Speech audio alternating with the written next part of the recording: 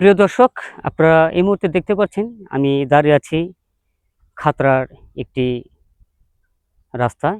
আর রাস্তার ভিতরে আসার পরে আমি দেখলাম যে আমাদের এই গ্রামের এই কিছু গৃহস্থ ভাই যারা মাথার ঘাম পায়ে ফেলে এই চক থেকে গাছ কেটে আনছেন এবং এই বৈশাখ মাসের এই ধারালো রোদ্রে এই বাতাসে বাইরে একটু জিরাতে আসছেন। আমি এখন ভাইদের সাথে একটু কথা বলবো, অবশ্য আপনারা একটু মন দিয়ে শুনবেন। ভাই আসসালামু আলাইকুম, কেমন আছেন? আসসালাম, আলহামদুলিল্লাহ, আল্লাহ তাআলা।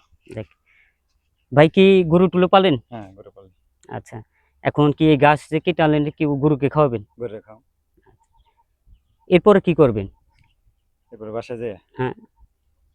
অন্য কাজ আছে আরো। আমাদের সাংসারিক যে কাজগুলো আছে ওগুলো করি। আচ্ছা, ভাইয়ের নাম কি? মোহাম্মদ আনোয়ার হোসেন। প্রিয় দর্শক, আপনারা দেখতে পেলেন যে আমাদের গ্রামের খেটে খাওয়া মানুষ মাথার ঘাম পায়ে ফেলে যারা শ্রম দিয়ে জীবন স্বপ্ন নিয়ে এগিয়ে যেতে চান, সে হচ্ছেন আমাদের আনোয়ার। আনোয়ার ভাই।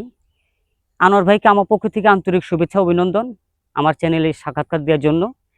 দোয়া করবেন আপনারা সবাই গ্রামের মেহনতি মানুষের জন্য যারা মাথার ঘাম পায়ে ফেলে এভাবে শ্রম দিয়ে যাচ্ছে। নিউজ আরবি টিভি, ধামরাই, ঢাকা।